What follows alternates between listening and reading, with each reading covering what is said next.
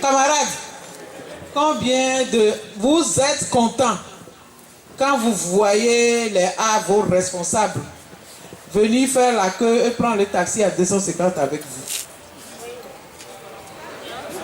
Ne serait-ce que... Non, ne serait-ce... Non, ça, ce n'est pas la raison. Hein. Moi, je veux seulement discuter avec vous. Est-ce que ça nous sied, nous-mêmes, de les voir de cette manière?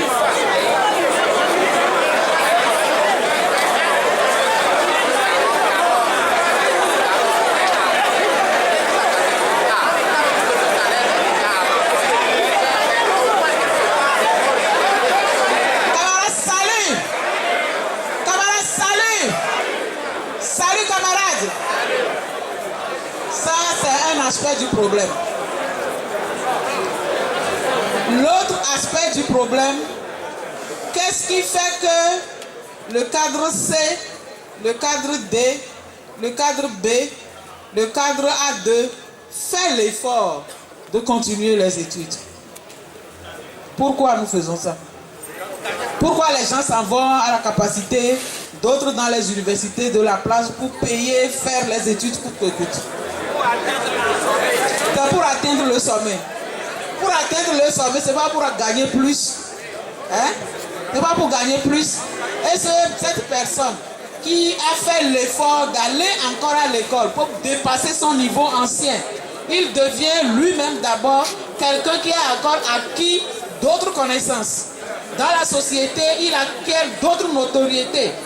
Dans la société, il a d'autres capacités, d'autres compétences. Cette personne lui-même est très fière d'elle-même. Ce n'est pas ça? Non, ce que je veux dire, si la personne acquiert cette nouvelle connaissance, qu'est-ce que ça lui apporte à lui-même?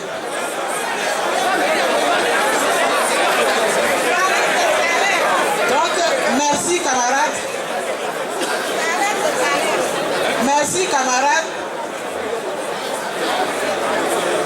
Dans tous les pays du monde, le Togo n'est pas le premier. Quand on veut octroyer des indemnités dans n'importe quel service, dans le privé comme dans le public, les indemnités sont toujours catégorisées. Elles sont toujours catégorisées. On a même mis dans notre statut général que les indemnités, le total des indemnités ne doivent pas dépasser la moitié du salaire. C'est ce qu'il y a dans nos statuts. Donc la moitié de la totalité de toutes les indemnités que vous avez sur votre salaire ne doit pas dépasser au finish, au dernier rempart, les 50% de votre salaire. On est obligé de catégoriser ou pas? Merci beaucoup. C'est le nouveau. C'est le nouveau test. Donc, il faut faire en sorte que les indemnités demandées ou octroyées restent dans la marge légale. Nous sommes d'accord? Ok, merci beaucoup. Maintenant, les allocations familiales, nous vous avons expliqué que l'INAM a ramené ça à 4. La Caisse nationale de sécurité a ramené ça à 4. Pourquoi, quand nous demandons que le montant soit augmenté et qu'on nous dit qu'on n'est plus dans la politique nataliste et que le gouvernement préfère prendre cet argent pour améliorer le pouvoir d'achat et que nous persistons, que nous voulons avoir cette allocation? Pourquoi vous pensez qu'on ne doit pas plutôt diminuer le nombre des enfants pour que cela reste dans la marge communautaire qui est autour de nous? D'abord notre propre pays. Hein? Maintenant, qu'est-ce que vous voulez? C'est le montant, c'est les 6 000. Le gouvernement dit qu'il n'est plus dans le sens de la politique nataliste, qu'il ne veut même pas les payer. Qu'il ne veut même pas les payer, il préfère prendre cet argent pour aller faire la gratuité de l'école. Il ne veut même pas payer. Et nous insistons, nous persistons de dire de payer 6 000. Vous dites que pourquoi on a diminué? Ils disent qu'ils ne vont même pas payer, ils vont répondre que les 2 premiers points. La valeur indiciaire et la grille indiciaire, point barre. Tu crois que la grille indiciaire, la valeur indiciaire n'est pas catégorisée? Si on fait 100% aujourd'hui, c'est un exemple. La catégorie A1 aura le même montant 100% que la catégorie D. Non, il dit que pourquoi est-ce qu'on n'a pas catégorisé la valeur indiciaire? Allocation. Allocation, ce sont des enfants, ce sont des indemnités. Les enfants sont des mêmes enfants. Les enfants de A1 n'est pas différent de l'enfant de AC. Mais l'indemnité, oui. Vous voulez qu'on catégorise? Ah bon? Vous voulez que les enfants de A1 reçoivent 10 000 et que les autres reçoivent 1000 francs? La prochaine fois, c'est ce qu'on va aller demander. C'est ce que vous dites, non? Nous, on a considéré qu'un enfant, c'est un enfant.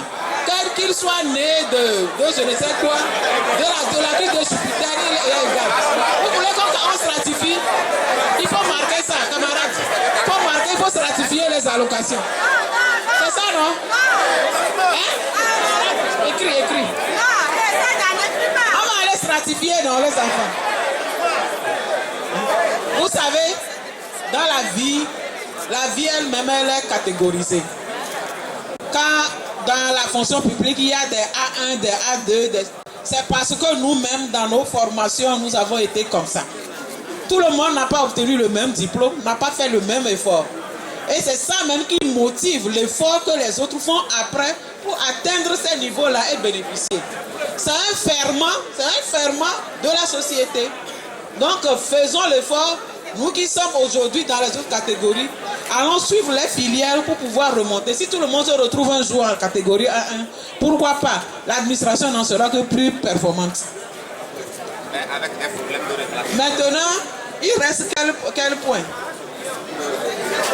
Vous avez demandé pourquoi est-ce que nous avons diminué la plateforme. La plateforme ne peut qu'être diminuée. Parce que nous-mêmes, au départ en partant, nous nous sommes bien dit ici, le jour où on a élaboré la plateforme, que nous sommes sûrs qu'on n'allait pas nous donner les 100%. Nous l'avons bel et bien dit. Quand vous dites que nous avons divisé en deux, regardez toutes les discussions que nous avons faites. Tout ce qui s'est dit, on a fait toutes les considérations avant d'arriver à ces 50%. Ce n'est pas de gaieté de cœur, parce que moi ici, si on me donnait 100%, je serais la plus heureuse de toutes les travailleuses du Togo. Si nous en sommes arrivés là, c'est vraiment de guerre lasse et le cœur meurtri. Mais là encore, selon les dispositions dont on nous parle, on nous demande encore de diminuer. Donc ne dites pas que pourquoi la coordination a diminué sans votre avis. Parce qu'à une table de négociation, nous sommes obligés de prendre leurs responsabilités à votre place. On ne peut pas sortir de la table, venir tout le temps demander, autant que la négociation se passe en assemblée générale. Ça aussi ne se peut pas. Ça ne se peut pas. Allô? Il y a bien un néa. Dans cette table de négociation, on va à l'assemblée générale. Ah bon? Donc, comme ça ne se peut pas, nous sommes obligés de prendre la responsabilité en votre nom. Maintenant, quel point reste? Il y a un camarade qui vient de dire que lui ne voudrait pas que l'Assemblée générale prenne des dispositions et que la coordination vienne imposer quelque chose. Quand est-ce que la coordination a imposé quoi que ce soit? Nous venons toujours vous expliquer la raison pour laquelle nous posons tel autre et tel autre acte. Si vous avez mis en place la coordination, c'est que l'on puisse étudier les actions, voir les tenants et les aboutissants, les points qui peuvent vous poser problème, les obstacles qui puissent être là pour venir vous dire. Et en toute connaissance de cause, vous prenez une décision. Quand nous vous voyons prendre une décision, nous savons que au-delà de la décision, l'exécution même pour nous-mêmes va poser problème. Nous sommes en droit de vous le dire ou non. La nuit, vous avez demandé qu'il faille marcher en même temps. Vous êtes sûr que si la coordination ne s'était pas interposée et qu'on vous laissait déverser dans la rue la nuit là, vous êtes sûr qu'on serait encore ici aujourd'hui? La majeure partie d'entre nous ne seront plus là. Hein? On n'aurait signé quel accord? En passant sur le corps de nos camarades, moi je ne suis pas prête à le faire. Franchement, moi je ne suis pas prête à le faire. Si les gens sont prêts à se sacrifier pour cela, qu'ils aillent tout seuls dans les rues et faire ce qu'ils veulent, mais pas avec la STT. Nous n'allons pas venir ici dire que nous voulons faire ceci et sacrifier nos vies. C'est pour cela, à chaque fois que quelqu'un vient dire que nous sommes prêts à mourir, je leur dis non, ne parlez pas comme ça. Nous ne sommes pas venus ici pour mourir, nous sommes venus pour réclamer nos droits, nous sommes venus pour obtenir l'amélioration de nos conditions de rémunération et de travail, et non pour venir nous sacrifier, s'il vous plaît. Si j'ai mal parlé, alors traitez-moi de tous les noms. Franchement, nous ne sommes pas prêts pour cela. Donc si les gens viennent demander qu'on pose des actes qui nous entraînent à ça, moi encore une fois, si ça se passe, je vais dire non.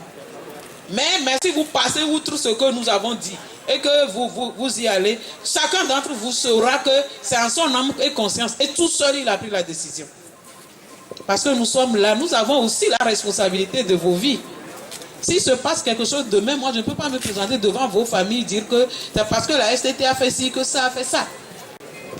Réfléchissez un peu de ce côté. On ne peut pas vous remplacer pour vos familles, c'est impossible. Quel que soit même l'argent qu'on va verser à la famille, après ça ne vous remplacera pas. Et nous ne sommes pas prêts à vous exposer à ça. Ça ne se fera pas ni aujourd'hui ni demain. Donc c'est la raison pour laquelle quand vous prenez certaines décisions et que nous sentons que la décision n'est pas prête de nous avantager, nous prenons la responsabilité en ce moment-là de nous y opposer. Bon. Maintenant, qu'est-ce que nous allons faire les jours suivants? Quelle est la décision que les camarades ont prise à l'intérieur? Le camarade qui a fait le CR de la tournée vous a dit que des camarades ont proposé des actions. Certains ont proposé la grève, certains ont proposé une trêve en attendant que les enseignants puissent reprendre les cours pour pouvoir poser les actions. Certains ont proposé des marches, de les faire dans les préfectures, ou bien et que la région maritime s'amène pour le faire à Lomé. D'autres ont proposé des sit-ins. Donc nous avons fait une compilation de tout cela et nous avons sorti les actions majoritaires. Si vous le voulez bien, la coordination prendra cette action prioritaire et après une préparation active,